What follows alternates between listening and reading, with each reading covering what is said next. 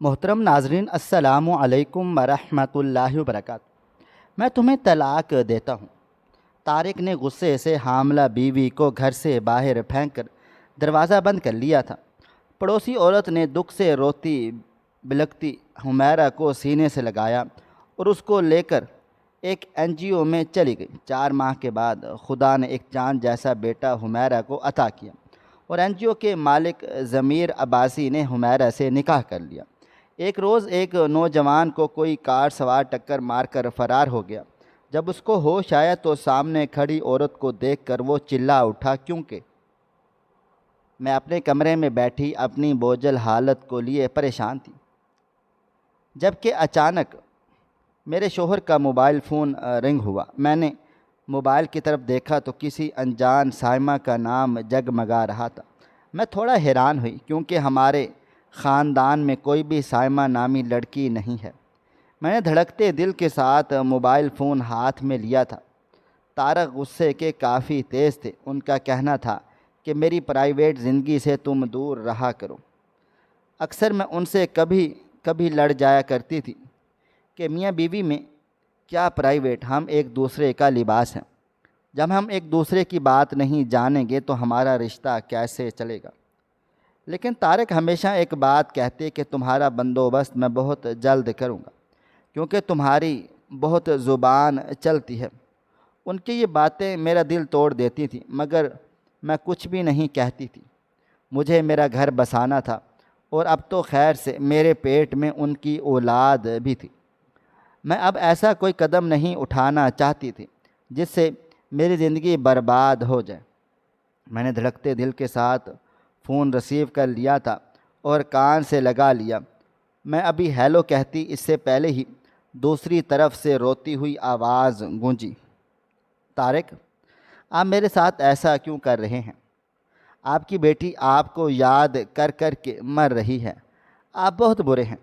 طارق، آپ کو میرا نہیں خیال تو کم از کم اپنی اولاد کا تو خیال کریں۔ آپ نے نکاح مذاق میں کیا تھا، جبکہ میرا پورا وجود سن ہو گیا تھا۔ ایسا لگتا تھا جیسے کسی نے میرا دل مٹھی میں بھینچ لیا ہو۔ میں ابھی کچھ کہتی اسی پل کمرے کا دروازہ کھلا اور میرے شوہر اندر داخل ہوئے تھے۔ انہیں دیکھتے ہی میں فوراً گھبرا کر اپنی جگہ سے کھڑی ہو گئی تھی، جبکہ وہ فوراً میرے پاس چلے آئے تھے۔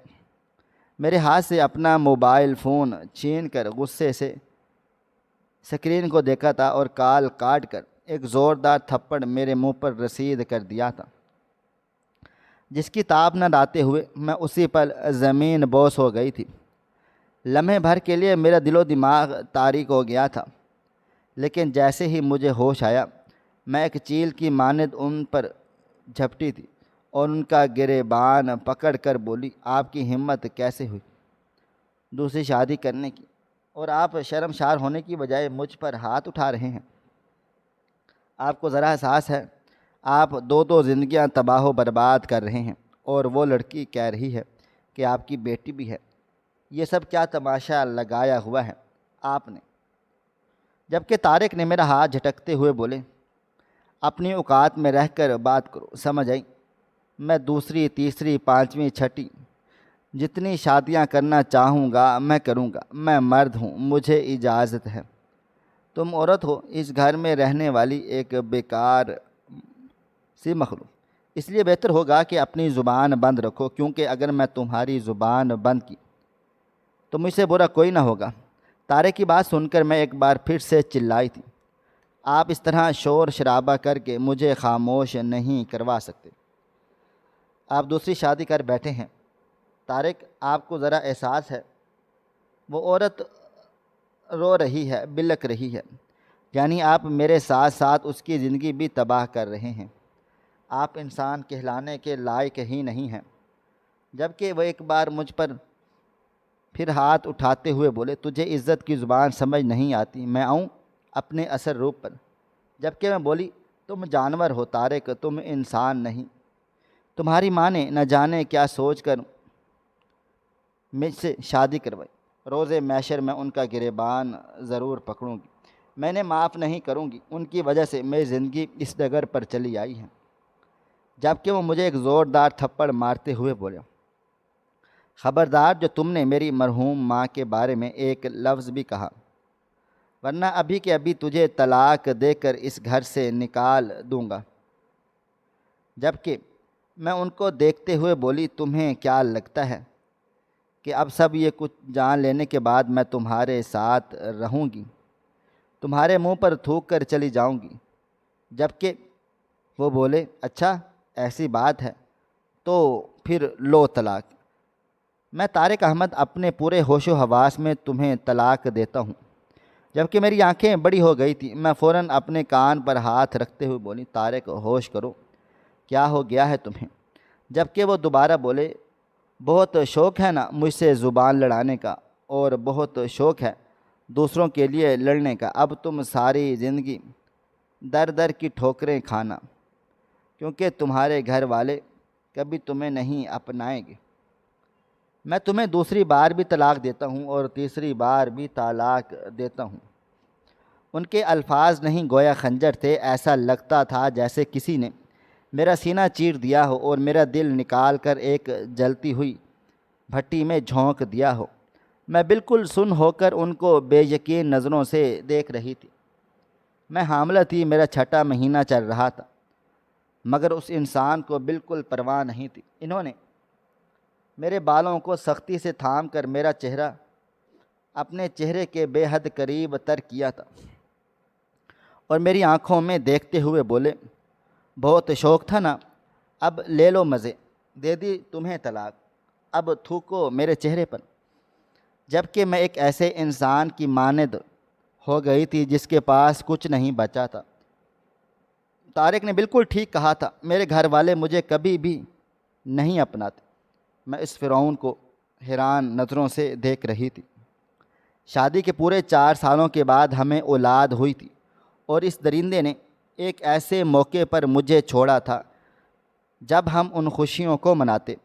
وہ گھسیٹتے ہوئے مجھے باہر لے جانا شروع ہو گئے تھے۔ ساتھ ساتھ ان کی زبان بھی چل رہی تھی کہ میں تجھ جیسی آوارہ کو اب اپنے گھر میں نہیں رکھوں گا، تیری کوئی اوقات نہیں ہے میرے سامنے، اب تو در در کی ٹھوکریں کھا کر بھیک مانگے گی اور تجھے بھیک بھی نصیب نہیں ہوگی۔ تو جیسی عورت کے ساتھ تو اس سے بھی برا ہونا چاہیے۔ یہ کہتے ہی انہوں نے گھر کا دروازہ کھولا تھا اور مجھے باہر دھکیل دیا تھا۔ مجھے اب ہوش آیا تھا۔ میں فوراً سے طارق کی طرف بڑھی اور اس کا ہاتھ تھام کر بولی، ہماری طلاق نہیں ہوئی ہے، میں حاملہ ہوں۔ میں نے سنا ہے طلاق نہیں ہوتی ہے، تم کسی مولوی سے فتویٰ لے لو، تم غلط کر رہے ہو، میں تمہیں نہیں معاف کروں گی۔ لیکن طارق سننا ہی نہیں چاہتے تھے۔ انہوں نے ایک بار پھر سے مجھے باہر کی طرف دھکیلا تھا اور مجھے دیکھتے ہوئے بولے، تیرے اسلام میں طلاق نہیں ہوتی ہوگی، لیکن میرے اسلام میں طلاق ہو چکی ہے۔ اب یہاں میری دہلیز پر کھڑے ہونے کی ضرورت نہیں ہے، ورنہ میں تمہارا گلا دبا دوں گا۔ یہ کہتے ہی انہوں نے دروازہ میرے منہ پر بند کر دیا تھا، جبکہ میں زمین پر بیٹھی سسک سسک کر رو رہی تھی۔ میری پوری دنیا اندھیر ہو گئی تھی۔ مجھے نہیں معلوم تھا کہ میں اب کہاں جاؤں گی۔ میرے پاس کوئی ٹھکانہ نہ تھا۔ میرے 2 بھائی تھے، لیکن دونوں شادی شدہ۔ ان کی زندگی پہلے ہی بے حد مشکل ترین تھی۔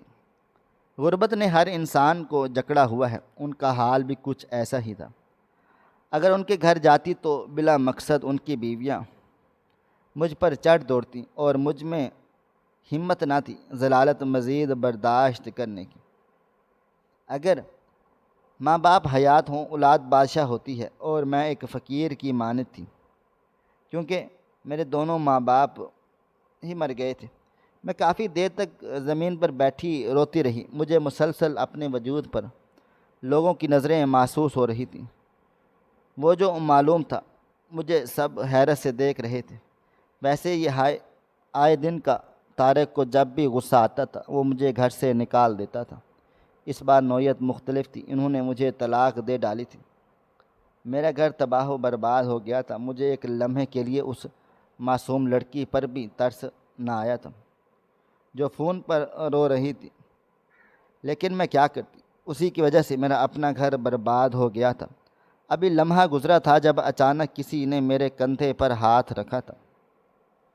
میں نے پلٹ کر دیکھا تو ہماری پڑوسن نجمہ کھڑی ہوئی تھی، تو مجھے دیکھتے ہوئے بولی، کیا ہوا؟ تم اپنے شوہر سے کیا باتیں کر رہی تھی؟ کون سا فتویٰ؟ سب خیریت ہے نا؟ اس نے غصے میں ہی تمہیں گھر سے نکالا ہے نا؟ جبکہ میں سر نفی میں ہلایا اور روتے ہوئے بولی، نجمہ باجی، انہوں نے مجھے طلاق دے دی ہے، میرا گھر برباد ہو گیا ہے، یہ آدمی کسی اور کے ساتھ شادی کر چکا ہے، اس کی بیٹی بھی ہے، یہ ایک فرعون ہے، نجمہ باجی اس نے میری زندگی تباہ و برباد کر دی۔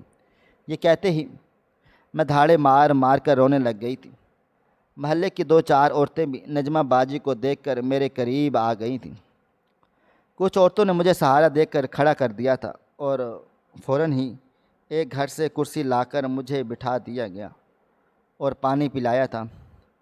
ایک عورت میرا کندھا تھپ تھپاتے ہوئے بولی، حوصلہ کرو اور شکر مناؤ کہ تمہاری اس جاہل آدمی سے جان چھوٹ گئی، تمہارے ساتھ یہ کتنا برا سلوک کرتا ہے، اچھا ہی ہوا اس نے تمہیں چھوڑ دیا۔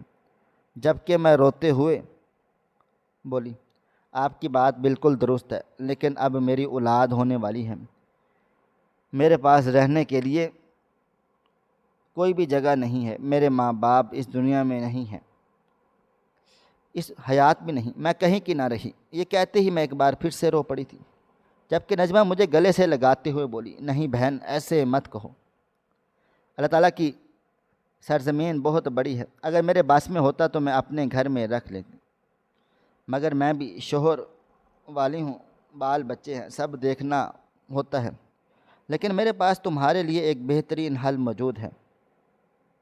ہمارا پاکستان اس لحاظ سے کافی کمزور ضرور ہے، لیکن ہمارے پاکستان نے کئی ایسے ادارے بنائے ہوئے ہیں جہاں پر تم جیسی بے سہارا عورتیں اپنی زندگی عزت سے گزار سکتی ہیں۔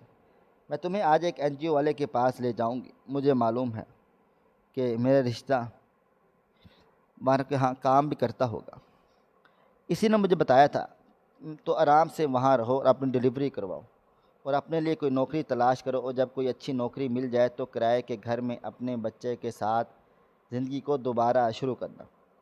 اس انسان کو چھوڑ دو، تم کہیں کی نہیں رہو گی، اگر اسی کو سینے سے لگا کر روتی رہو گی تو تمہیں اپنے بچے کا سوچنا ہے، اس لیے اپنی زندگی شروع کرو۔ یہ ایک ایسا فرعون ہے، اپنی اولاد کو پلٹ کر نہیں دیکھے گا۔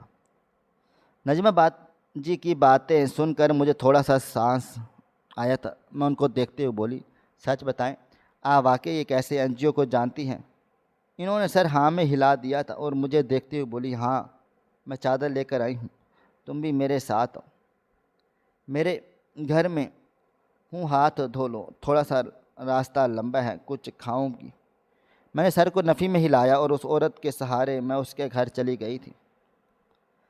اگر کوئی میری مدد کر رہا تھا تو فی الحال میں نے نخرہ بازی کرنے کا نہیں سوچا تھا، مجھے واقعی کوئی ایک ایسی عزت دار جگہ چاہیے تھی جہاں پر میں اپنی زندگی کو پرسکون طریقے سے گزار سکتا۔ میرے شہر ابھی 3 مہینے باقی تھے، مجھے پتہ نہیں تھا اس دوران میری طبیعت کیسی ہوا کرے گی۔ فی الحال میں نے کوئی بھروسے مند جگہ چاہتی تھی جہاں پر میری دیکھ بھال ہو سکے، میری پہلی اولاد تھی، اس لیے مجھے زیادہ تجربہ نہ تھا۔ اس عورت نے مجھے اپنے گھر کے اندر لا کر پہلے منہ ہاتھ دھلایا تھا اور پھر مجھے کھانا دیتی ہوئے بولی، تم کھا لو، تمہیں بھوک نہیں لگ رہی تو تمہارے بچے کو ہو سکتا ہے بھوک لگ رہی ہو، اسی کی خاطر تھوڑا سا کھا پی لو۔ جو حرکت میرے ساتھ ہو چکی تھی، میری بھوک واقعی ہی مر گئی تھی، لیکن وہ ٹھیک کہہ رہی تھی، مجھے اپنی صحت کا خیال رکھنا تھا، اسی طرح میں کسی ظالم کی وجہ سے اپنی اولاد کو تکلیف میں نہیں لا سکتی تھی۔ میں نے دل مار کر 2-4 لقمے اپنے حلق میں اتار لیے تھے، اپنے آپ کو بہتر فیل کروا کر اس عورت کے ہمراہ NGO کے لیے روانہ ہو گئی تھی، دل ہی دل میں دعا کر رہی تھی کہ وہاں جا کر مجھے کسی بھی قسم کی پریشانی کا سامنا نہ کرنا پڑ جائے اور میں وہاں پر پرسکون زندگی گزاروں۔ جتنے دن میں وہاں رہوں گی کسی بھی قسم کی بات مجھ پر نہ آئے گی اور مجھ پر کسی بھی قسم کا کوئی بھی ظلم نہ ہوگا، کیونکہ اکثر کہانیوں میں نے سنا تھا کہ اس طرح کی این جی اوز دیکھنے میں بے حد اچھے ہوتے ہیں، لیکن ان لوگوں کے اکثر کافی ڈارک سیکرٹ ہوتے ہیں اور ان چیزوں سے مجھے خوف آتا تھا۔ ایک لمبی مسافت طے کر کے ہم شہر کے آخری کونے پر پہنچے تھے۔ میں نجمہ کو دیکھتے ہوئے بولی، آپ مجھے یہاں چھوڑ کر اکیلے کیسے واپس جاؤ گے؟ آپ کے ساتھ تو کوئی بھی نہیں ہے۔ جبکہ وہ بولی، ارے تو میری ٹینشن مت لو، میں یہاں آتی جاتی رہتی ہوں، میری کچھ دوستی بن گئی ہیں یہاں پر، اس سے پہلے میں بھی ابھی پہلی بار ہی آئی ہوں۔ اور میں تمہیں اندر لے چلوں، میرا دور کا بھائی کام کرتا ہے یہاں پر، تمہیں آسانی سے یہاں رہنے کے لیے جگہ مل جائے گی۔ اور وہ مجھے لیے سیدھا این جی او کے اندر آ گئی تھی۔ اسے روکا بھی نہیں گیا تھا اور نہ ہی کوئی سوالات کیے گئے تھے، کیونکہ سب نجمہ کو جانتے تھے۔ سب لوگ اس کو اس طرح سلام کر رہے تھے کہ جس سے وہ یہاں کی اونر ہو۔ وہ مجھے سیدھا آفس لیے آئی تھی اور اندر داخل ہوئی تو سامنے ایک آدمی بیٹھا ہوا تھا، دیکھنے میں کافی اچھی شکل و صورت کا مالک تھا۔ نجمہ کو دیکھ کر وہ صاحب اپنی جگہ سے کھڑے ہو گئے تھے، سلام کرتے ہوئے بولے، نجمہ باجی آپ نے کافی ٹائم بعد آئی ہیں، بیٹھیں۔ جبکہ وہ فوراً سے ہاں میں، اس بار میں تھوڑا سا پریشان ہو کر آئی ہوں، ضمیر بھائی مجھے آپ کی بڑی مدد کی ضرورت لگے گی۔ جبکہ وہ بولے، ہاں ہاں بالکل، آپ کا بھائی آپ کے لیے حاضر ہے، میں آپ کے کزن کو بلا دوں۔ میں نے سر ہاں میں ہلا دیا تو انہوں نے فوراً ہی نجمہ باجی کے کزن کو فون کر دیا تھا، اور وہ آدمی مجھے دیکھتے ہوئے بولا، یہ صاحبہ کون ہے؟ جبکہ وہ فوراً سے انہی کے مسئلے کے لیے آئی ہے اور دراصل یہ 6 ماہ کی حاملہ بھی ہیں۔ یہ سننا تھا کہ وہ صاحب فوراً کرسی کی طرف اشارہ کرتے ہوئے بولے، میڈم آپ بیٹھ جائیں۔ ایک لمحے کے لیے مجھے حیرانگی ہوئی تھی، اس آدمی نے مجھے باجی کیوں نہ کہا تھا، حالانکہ وہ جب نجمہ کو باجی کہہ سکتا ہے تو میں بھی تو اس کی باجی ہی لگی۔ مگر فی الحال میں نے اپنا سر جھٹک کر کرسی سنبھال لی تھی اور سر جھکا کر بیٹھ گیا تھا۔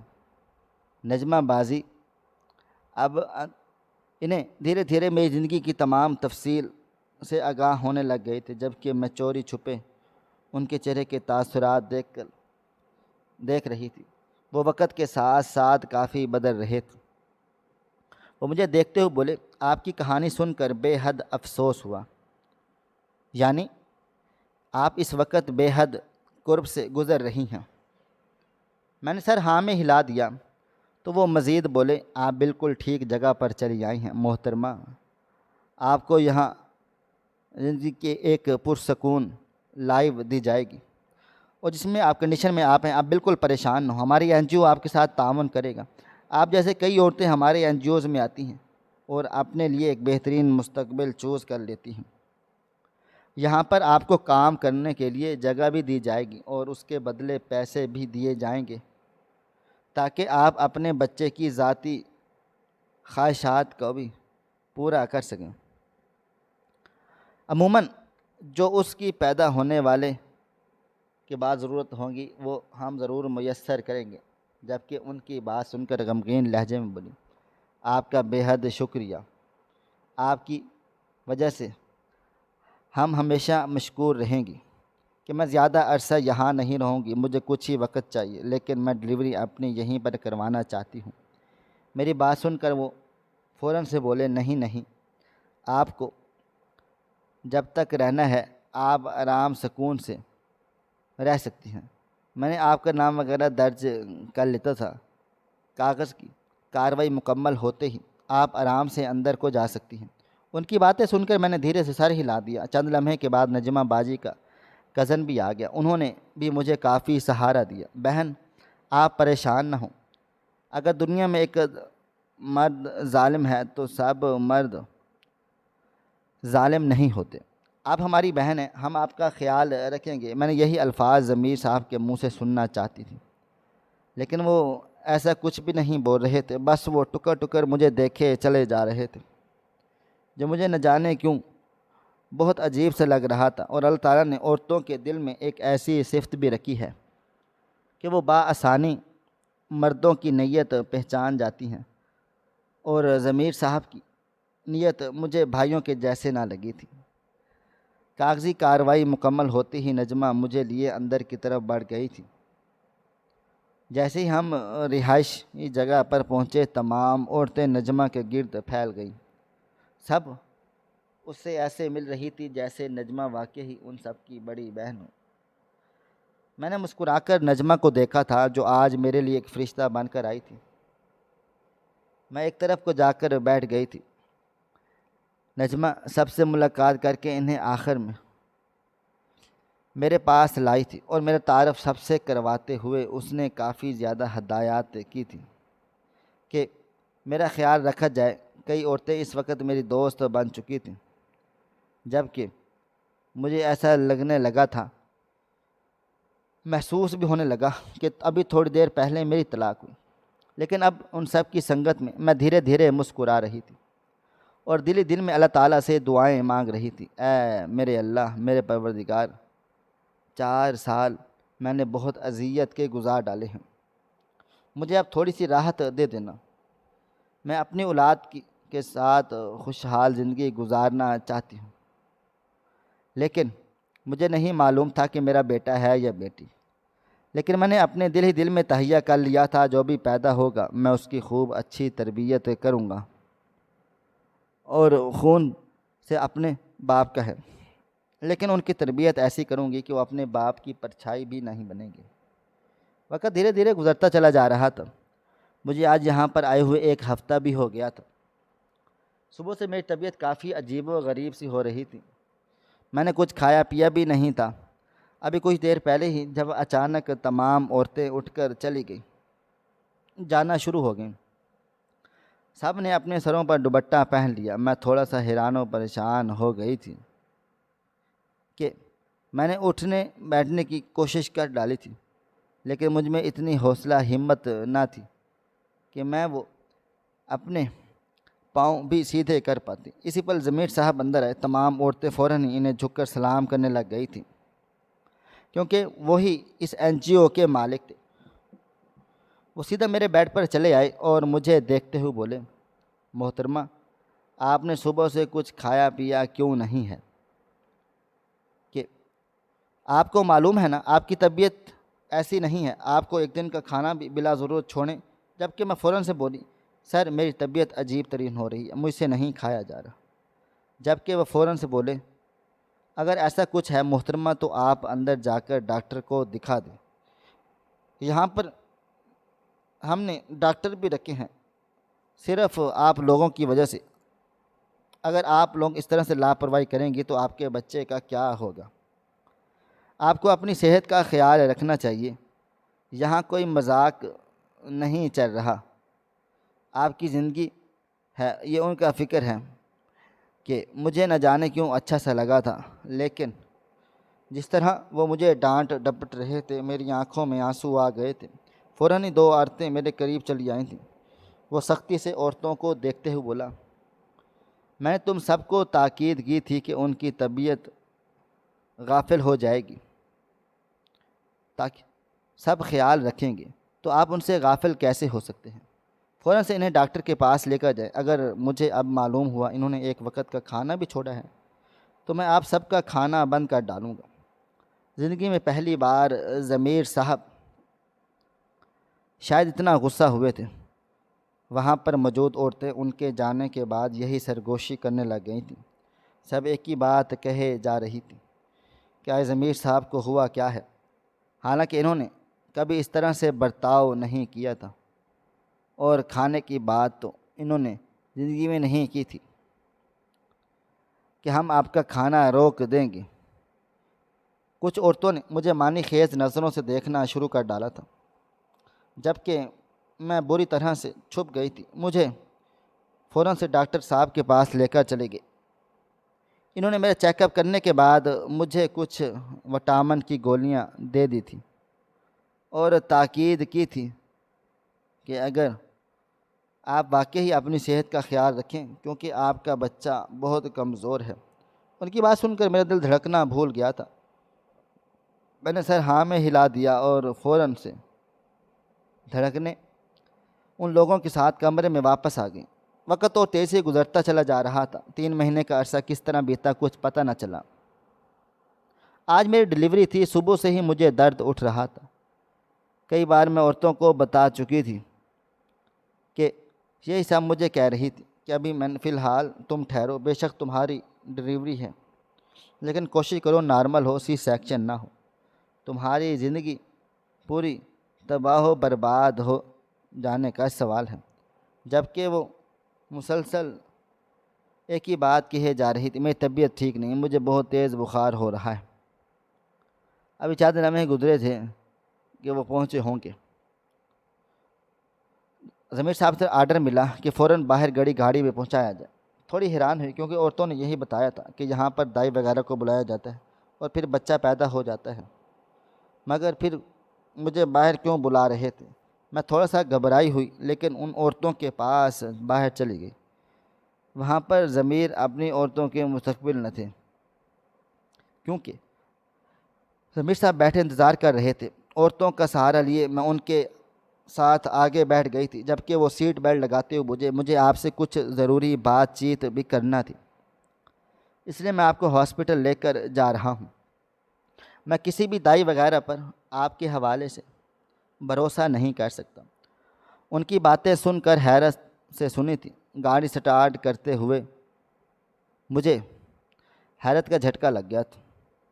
وہ بولے، محترمہ بالکل بھی گھما پھرا کر بات نہیں کروں گا، 2 ٹوک بات کروں گا۔ میری شادی 5 سال پہلے ہوئی تھی لیکن میری بیوی کا 1.5 سال پہلے انتقال ہو گیا ہے۔ کئی لوگوں نے مجھے شادی کے لیے بول دیا ہے۔ مجھے آپ اچھے لگ رہے ہیں بھولے، لیکن میں نے کبھی بھی اس بارے میں نہ سوچا۔ میں نے یہی سوچا کہ اپنی زندگی اپنی انجیوں میں گزار دوں گا، لیکن جب سے میں نے آپ کو دیکھا میرا دل تبدیل ہونا شروع ہو گیا تھا۔ نہ جانے مجھے کیا ہو رہا ہے، میں خود نہیں جانتا۔ پہلی بار مجھے اپنی پہلی بیوی کے بعد اچھا لگنے لگا، اس لیے اللہ تعالیٰ نے جیسے ہی آپ کو خیر خیریت سے فارغ کر دیں، میں پھر آپ سے نکاح کرنا چاہتا ہوں اور اسے اپنے گھر لے کر جانا چاہتا ہوں۔ آپ کو کوئی اعتراض ہے؟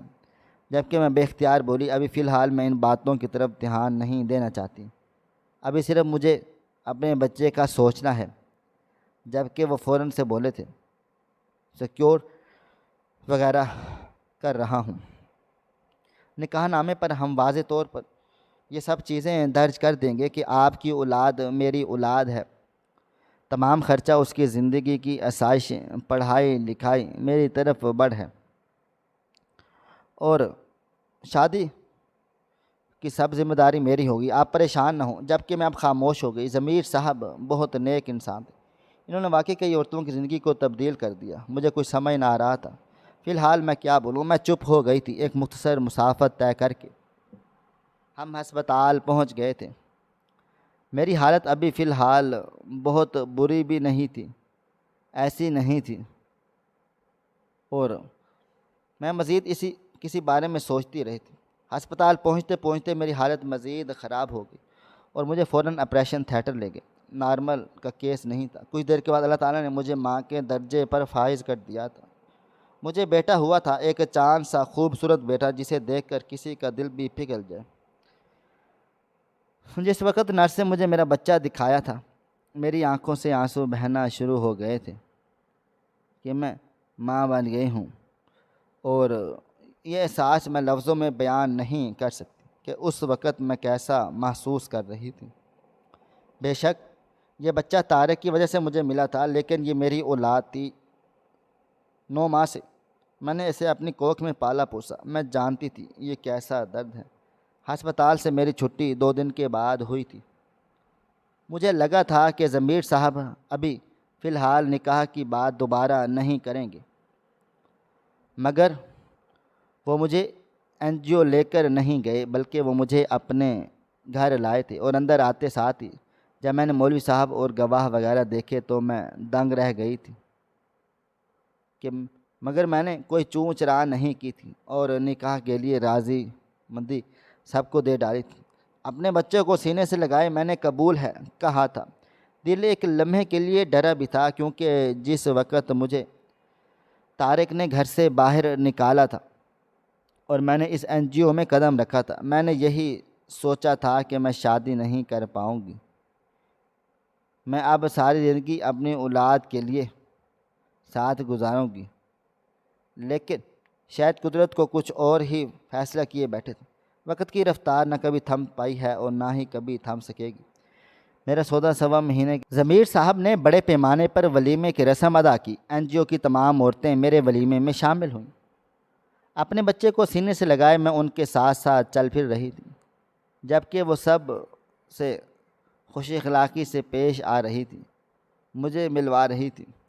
نہ جانے کون بڑی بڑی ہستیاں آئی ہوئی تھیں، سب انہیں عزت سے پکار رہے تھے۔ شاید میں زندگی اس طرح پلٹنے والی تھی، اس لیے طارق جیسے انسان سے مجھے چھٹکارا ملا تھا۔ وقت اور تیزی سے گزرتا چلا جا رہا تھا۔ ضمیر صاحب بہت ہی نیک انسان تھے، انہوں نے مجھے کبھی نہیں رلایا تھا۔ میری زندگی میں خوشیاں ہی خوشیاں آ گئی تھیں۔ واقعی صبر کرنے والے کے بعد اللہ تعالیٰ مجھے ایک بہت بڑا پھل دیا تھا۔ آج معمول کا دن تھا، میں اپنے بیٹے کے ساتھ مارکیٹ تک آئی تھی۔ گاڑی کا ٹائر پھٹ گیا، جس کی وجہ سے ہم دونوں ماں بیٹوں کو گاڑی سے اترنا پڑا۔ ابھی لمحہ گزرا تھا جب اچانک شور کی آواز آئی تھی۔ میں نے بائیں جانب دیکھا تو ایک نوجوان کو ایک کار سوار ٹکر مار کر نکل گیا تھا۔ لوگوں کے ہجوم کو چیرتی ہوئی میں بھی اس طرف کو بڑھی تھی، لیکن جیسے ہی میں نے اس آدمی کو دیکھا میری جان حلق میں اٹک گئی تھی۔ میں کچھ سمجھتی اس سے پہلے ہی وہ نوجوان میرے پاؤں پکڑ چکا تھا۔ اس کی حالت کسی نشائی کے جیسے ہو رہی تھی۔ وہ شخص کوئی اور نہیں بلکہ طارق ہی۔ وہ روتے ہوئے بولا، میں تباہ و برباد ہو گیا، حمیرہ میرے پاس کچھ باقی نہیں بچا، مجھے معاف کر دو، اللہ کے لیے مجھے معاف کر دو، تمہارا رونا دھونا مجھے تباہ و برباد کر گیا ہے، میرا سب کچھ اجڑ گیا ہے، دیکھو نا آج میں کس حال میں ہوں۔ مجھے معلوم ہے تم نے جو مجھے بد دعا دی تھی کہ تم حاملہ تھی، پر میں نے تم پر رحم نہیں کیا، مجھے معاف کر دو حمیرہ۔ جبکہ میں نے اپنے پاؤں ان سے چھڑوائے تھے اور ان کو دیکھتے ہوئے بولی، بہت پہلے ہی میں آپ کو معاف کر چکی ہوں، صرف اتنا کہوں گی کہ ابھی بھی وقت ہے، سدھر جاؤ، ورنہ وہ رب تمہیں کبھی معاف نہیں کرے گا۔ جاؤ اس عورت کے پاس، اس کی بیٹی کو اپناؤ اور اسے طلاق لے لو، معافی مانگ کے۔ جبکہ وہ روتے ہوئے بولا، اس نے مجھ سے طلاق لے لی ہے، میرے پاس کچھ بھی نہیں بچا، حمیرہ تم مجھے اپنا لو۔ جبکہ میں نے نفرت آمیز نگاہ اس آدمی پر ڈالی تھی اور اس کو دیکھتے ہوئے بولی، تمہاری شکل بھی میں دیکھنا نہیں چاہتی، میں شادی دوبارہ کر چکی ہوں اور اپنی زندگی میں خوش و خرم ہوں، اب دوبارہ میرے سامنے کبھی بھی بھول کر مت آنا، مت بڑھنا، نہیں تو میں تمہیں جیل کی میں ڈلوا دوں گی۔ یہ کہتے ہی میں نے دوبارہ اپنی گاڑی کی طرف بڑھ گئی تھی۔ گاڑی کا ٹائر اب لگ چکا تھا، میں فوراً اس میں بیٹھ کر سوار ہو گئی تھی۔ وہ میرے پیچھے پیچھے بھاگ رہا تھا، میرے پاس آنے کی کوششیں کر رہا تھا۔ آخر میں ایک انجان آدمی نہیں لیکن میں نہ ان میں ٹھہری تھی۔ ایسے ظالموں کا آخر میں یہی انجام ہوتا ہے۔ ناظرین، آپ کو ہماری آج کی کہانی کیسی لگی؟ کومنٹ باکس میں اپنی رائے کا اظہار ضرور کریں۔ خواہش صرف اتنی ہے کہ کچھ الفاظ لکھوں جس سے کوئی گمراہی کے راستے پہ جاتے جاتے رک جائے، اور نہ بھی رکے تو سوچ میں ضرور پڑ جائے۔ دوستو، امید کرتا ہوں کہ آپ کو یہ ہماری کہانی پسند آئی ہوگی۔ کہانی پسند آئی ہو تو ویڈیو کو لائک کریں، کومنٹس کریں، شیئر کرنا بالکل بھی نہ بھولیں۔ اور ہاں، اگر آپ لوگ اس چینل پر نئے ہیں تو اس چینل کو سبسکرائب ضرور کریں اور نوٹیفیکیشن کو ضرور دبا دیں تاکہ آنے والی کہانی سب سے پہلے آپ کو مل سکے۔ ملتے ہیں کل ایک نئی اور دلچسپ کہانی کے ساتھ، تب تک اپنا ڈھیر سارا خیال رکھیے گا۔ اللہ حافظ۔